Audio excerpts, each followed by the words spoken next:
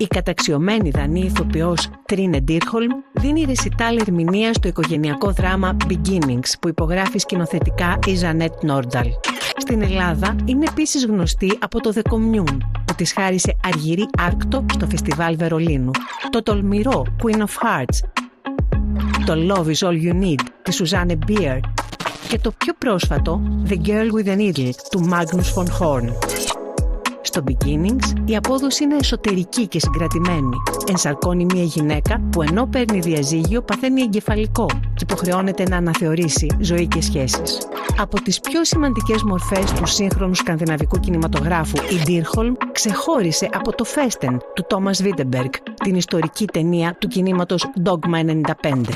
Το πολυεπίπεδο ταλέντο της βέβαια φάνηκε νωρίς. Well, I started very early. I've been in the business since I was 14. And a lot of things has happened in the business and in life. And I feel very privileged that I've met so many great directors that I could collaborate with, and I've done more than one film with them. That is a huge privilege, that you kind of meet creative people that you can follow and develop together with. Because, you know, we jump from one project to another, and therefore it's for me important to find the good people. Age is a weird thing because I'm now 53, and you know, in some ways I can still feel very insecure in life, and but on the other hand I've learned that I have to dare to lean into the moment. And that is actually something I learned very much from acting, because I like to explore the moment as an actor and not to decide the moment. So you enter with a more open attitude, and I try to put that into life as well. It's not always easy because you always kind of get to judge yourself from the outside. But I try to, at least when I meet people and when I work, and you know, I try to put my ego aside and just be present, but I'm struggling with a lot of things like everybody is. Jeg husker så kajte du var, men under din plat var du klar. Vi glemte i tiden, men jeg husker den siden. Blomster din mund kunne sige, fylde i gartneri. Jeg vidste du blive mig, sig mig, om jeg skal danse med dig. Danse i måneskin, lige så tæt hen månekin. Vi lukker natten ind. Danse i måneskin, danse i måneskin, lige så tæt hen månekin. Vi lukker natten ind. Danse i måneskin. Music is very important for me because I started there, and sometimes acting. I've also acted a lot on stage, and that is also music. And when you have to learn lines, and that it's kind of connected. But then you have to kind of try to get in touch with some higher energy or some universal energy that is the character. And it sounds maybe a little like spiritual, and it is kind of spiritual. So you have to stories are bigger than you. That's what I mean. We want to invite always the audience into these moments where we can share things that we can't put into words. So these moments are important for me, and the only way I can reach those moments is to get in touch with something unknown. The work with this character in Beginnings was a very physical entrance for me, because I have to play a character that gets a stroke suffers from a stroke and is paralyzed in half of the body. So Jeanette introduced me to a very talented woman, Marie, that works with rehabilitation. And she learned me how to walk for the first time and how to, your shoulder is hanging like this. And she was on set all the time to make sure that there was a truthfulness in the physicality, because that was very important for us. And then in this film, for me, it was very important not to act, just to be, because that's always the thing, that we want to live the character's life and not show the character's life. You ask about silence. Silence is important. If silence has a language, it can be scary sometimes because it can be very loud, the silence, because you have your own thoughts and all this. But I feel very free when I act, because I feel that I'm connected with other people's story, that I'm just like delivering to someone else and communicating.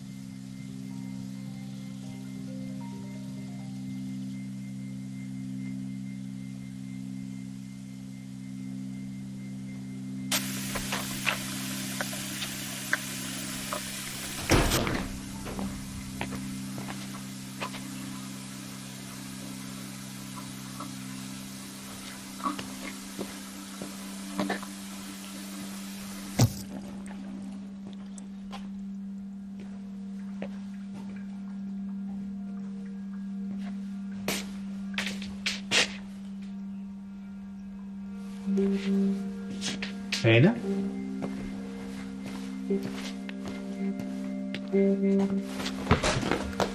Ane? Og hvad sker der? Hvorfor ligger du her?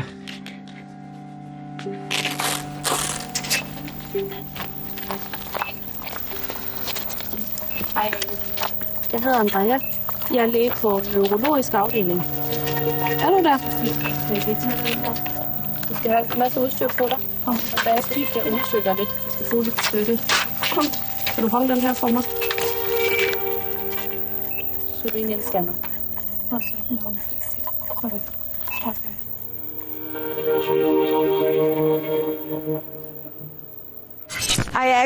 I won a silver bear. It's called It's in Berlin, and that is the actress prize. And I won it for a film called The Commune. So I've done a lot of things that has meant a lot. Like if you talk about the recognition from the international film business. But I've actually been privileged to work with a lot of directors which had films that traveled, were at festivals. And so I've always felt that I was connected to European cinema. And I've been at festivals since I was young with some of my first films. So I feel very like I'm part of European cinema, and I also work in different countries. In this film we had a very talented director from Lebanon, And we had some people from Belgium, and that's the reality we face in Europe, that we have to co-produce, and it's a good thing because we have to learn from each other. And I mean, it's nice to win a prize, of course. And the Silver Bear, I got it from Meryl Streep, so that was that was a huge moment for me because I met her and I got the prize, and I'm a huge fan. But mostly what is important for me is the people involved and the material that we communicate with the audience. It's very different from director to director and material to material, what kind of way you have to work. I mean, some material you have to be very technical and very strict because there is a lot of visuality and technical, and you have to be on your mark. And other things, you have long shots, with a long scene, with a long dialogue, and so that's another approach. But what I always like to say when I'm on set, I like always to say if I have to jump into something very emotional, it's always a little embarrassing. So I call out, mind the gap, bad acting is coming up. Because then I have warned everybody, and I don't take the responsibility of being a great actor, because I don't actually care about great acting. I care about being and exploring. Har du fundet ud af, hvornår du flytter? Jeg flytter lige så snart vi har snakket med børnene. Ikke? Ja, det var ligesom det, der var aftalen. Det var det, der var aftalen. Ja, men har du så fundet ud af, hvornår at vi skal tale med børn? Nej, men det kunne vi muligvis snakke om nu. Hvad siger du til det? Fint. Grøn, hvad synes du? Jeg har ikke nogen mening om det. Jeg vil bare gerne have det overstået. Du vil bare gerne have det overstået? Jeg vil også bare gerne have det overstået. Hvorfor siger du, at du ikke har nogen mening om det? Du har masser af mening om det. Hvad mener du? Du har masser af mening om det. Ellers vil du ikke sidde og tage det op. Jeg gider ikke skændes, Thomas. Men hvorfor tager du så op? Jeg overgår det ikke.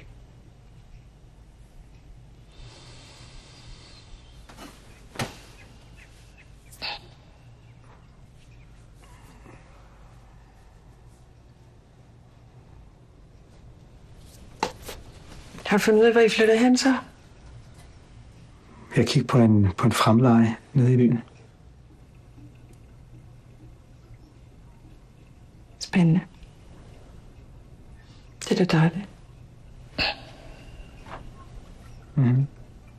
Hvad med dig? Har du løst det med banken? Ja, de vil gerne have vurderet huset, inden de kan sige ja til lånet. Så. Hvad så? Jeg synes du ikke, at det er en meget god idé, at vi lige fortæller børnene, at du flytter sammen med en ny kæreste, før der kommer en vurderingsmand? Altså, nej. Nej! Vi kan da ikke snakke med børnene, før vi ved, hvordan deres liv kommer til at se ud. Altså, du skal da vide, at du kan blive boende eller ej.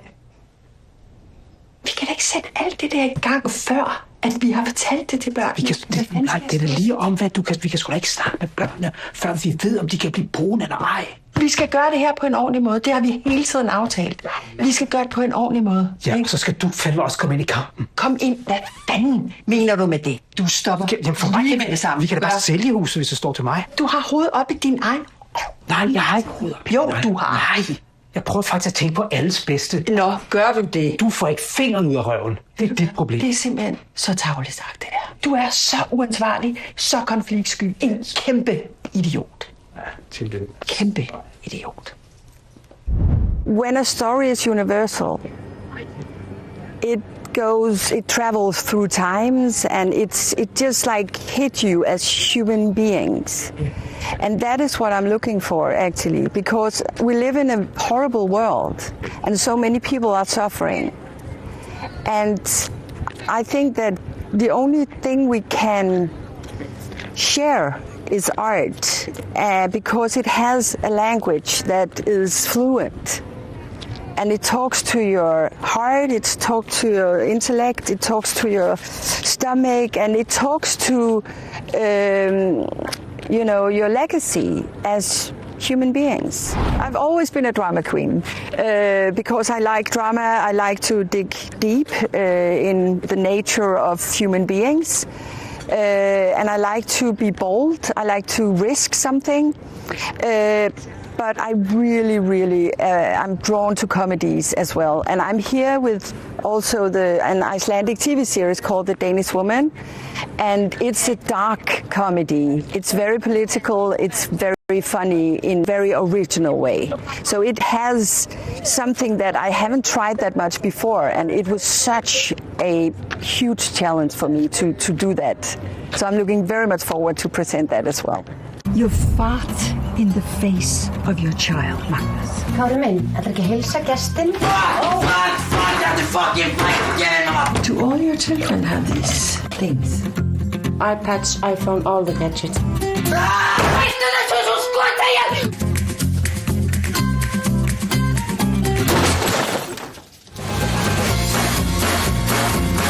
Under stregen. Det er det eneste anmeldte tilfælde af hærværk. Dernede var vi alle under stregen. The Girl with the Needle was also a huge challenge for me because the character is so difficult, and we tried to make her as human as possible. With she does horrible things, but the film is about so much more than that. It's about the unwanted in society and all that. So, I mean, the travel with that film has been amazing, and we were at the Oscars and Golden Globe, and it was a huge experience for me to travel with that film. Hvorfor få overben? Hvorfor slog de dem ihjel? Det var det, der var brug for. Hvad mener de? Ja, de børn betød mange lidelser på deres mødre. Jeg hjalp dem. Jeg tvivler på, at en mor ønsker sit barn slået ihjel. Hvad skulle de ellers gøre? De lovede dem et bedre liv. En kærlig plejefamilie. Tror de selv på det? Se dem omkring. Der er ikke nogen, der for alvor tror på, at deres skamfulde spædbarn får en elskelig doktorfar eller en respektabel frue til mor. Jeg gjorde kun det, der var brug for. Det, der var nødvendigt. Det, som I alle sammen er bange for at gøre. Selv nu, så I for bange til at indrømme det. Faktisk, så burde I give mig en medalje.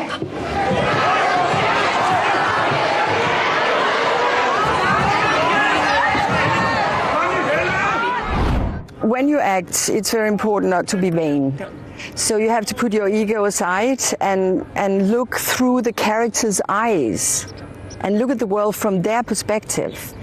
So when I act, I kind of just give in everything, and even though it's my voice, my body, I give it to the character kind of, and I don't think so much about vanity when I act. And I don't know, it's just like, that's how it works for me. Of course, when I have to be here, I have to put on some lipstick and I have to, find the right clothes and stuff. So of course I have a lot of vanity as me when I'm Trine.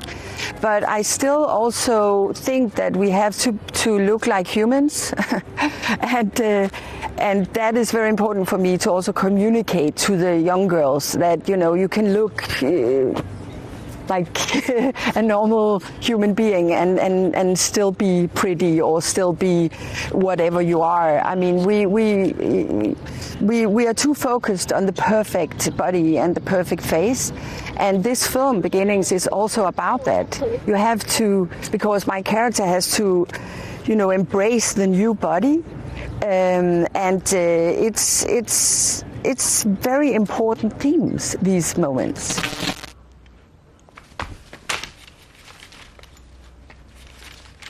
Thomas!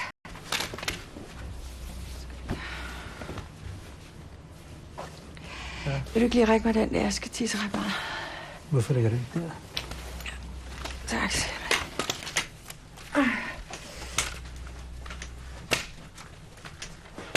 Ej, okay. Okay.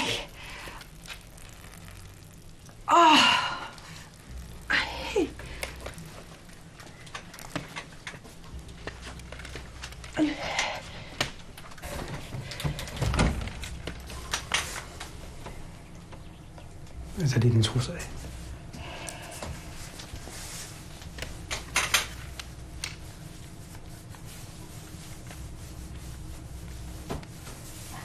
Kan du illustrere?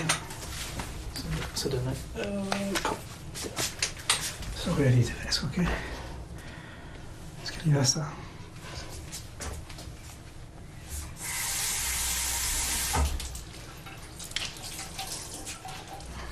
Nej. Må du sidde nu? Nej, du skal ikke vaske. Jeg vil ikke have det. Jeg vil ikke have det. Jeg vil ikke have det. Nej. Du skal ikke gøre det. Lad være. Gå ud. Ja, rolig. Du er ikke en sygeplejerske. Jeg vil ikke have det. Nej, men du kan... Jeg vil jo bare hjælpe dig. Gå ud!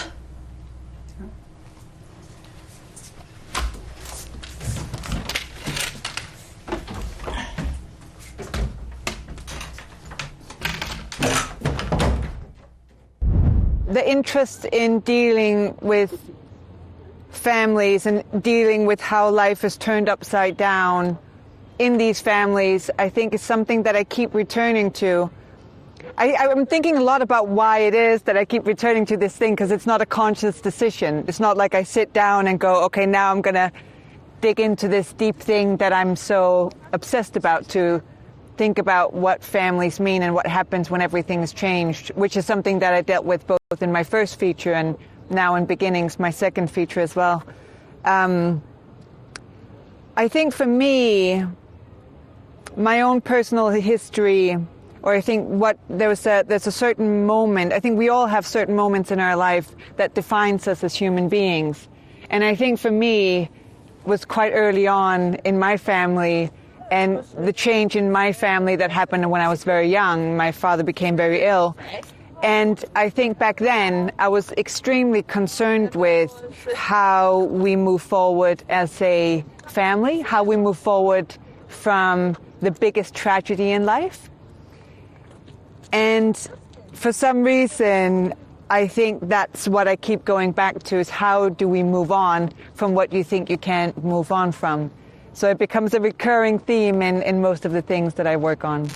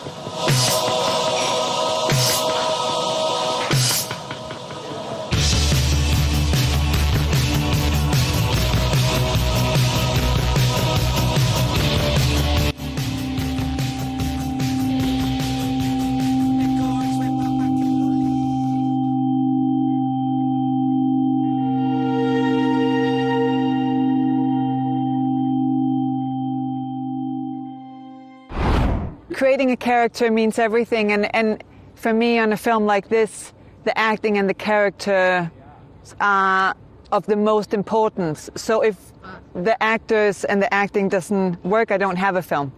So when I approached both Trine and David, who plays the leads in Beginnings, I think it was very important that we from the get-go found a way to trust each other, all of us. Trine and David know each other from way back when, and they're good friends, so that was easy. I know Trine as well. I know David. I think we've all wanted to work together somehow, finding the right project. So when I approached them with Beginnings, it just kind of felt like it clicked. The first meeting I had with Trine, we were sitting at a cafe, we were drinking a coffee, and she had just read the script, and I remember her saying, I'm going to give myself to you now, and I'm going to give myself to this film. And I think that generosity that she has as an actor, as an actress, is something that invites generosity the other way. So I think at that meeting we just agreed we're going to be generous with each other. So I'll share all of my insecurities with her and she can share hers. So in that way we ended up building these characters and building these scenes in a very honest fashion. And I think it was extremely playful for that reason, because we trust each other so much. I consider actors as storytellers as myself, and I think together we can tell this story. All of the work we did to prepare, I mean, so for example, we went on location. I took the entire family, also the kids who are playing in the film. So the kids, they decorated their own rooms in the location as the characters. Trine and David as characters helped decorate the location of these characters' house. We played Uno, they had fun, and as a family we kind of tried to getting them to know each other, having them build this place that was their home was extremely important, and I think it shows in the film. It was a very fun process, but obviously stuff like that builds trust and builds characters. In drama, we have this idea when we write that everybody has to say what they need, say what they want. My experience is when I see people or meet people is that people rarely say what they need and what they want. People often don't express what they actually really feel. And I think that's often because we don't always know what we really feel. And I think that's okay. So what I find is interesting is how do you convey that space in acting and in drama where everything that's not being said is just as powerful as all the things that are being said.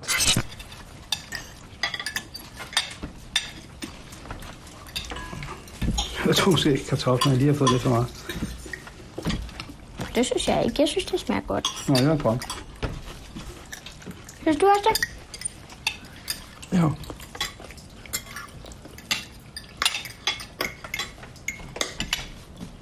Jeg skal hjælpe dig med at skære ud. Nej. Okay.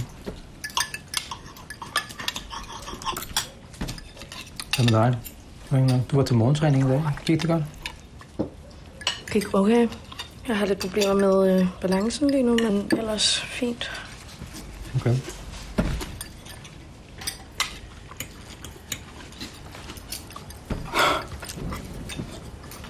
Hvad så? Måske ikke særlig sødt at sidde der og brugte over din balance. Hvad mener du? Prøv at se, hvad jeg slås med af problemer.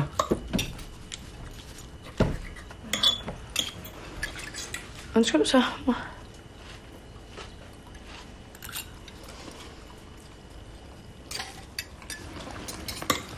Tror du er bedre end mig, hva'? Ane, hold nu. At det, du sidder og tænker, at du kan alt muligt, og jeg kan ingenting. Jeg stiller mig et spørgsmål, nej, fordi du får det altid lige hen på et eller andet, jeg ikke kan. Godt. Jeg kørte over på dig. Det er dig. Du taler om balance, og du ved, at jeg ikke kan stå på mine 2 ben.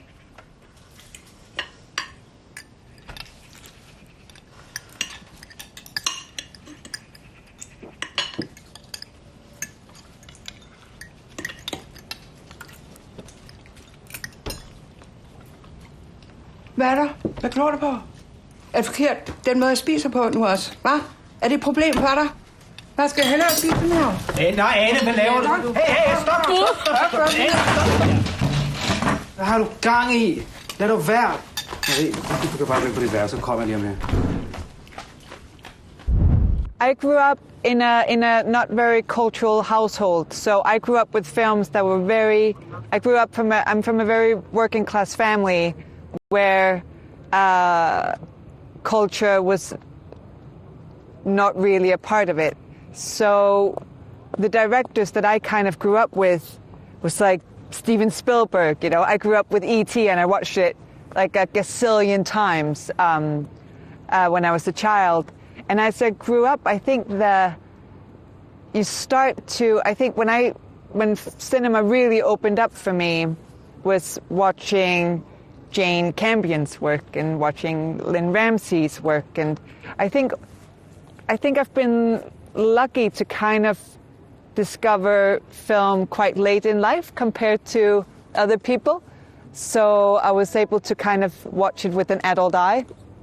I think what someone like Jane Campion does was a great inspiration, talking about quietness, for example, talking about tension, talking about humanity, talking about how something that might feel very gentle has a flip side to it, which I found extremely inspiring.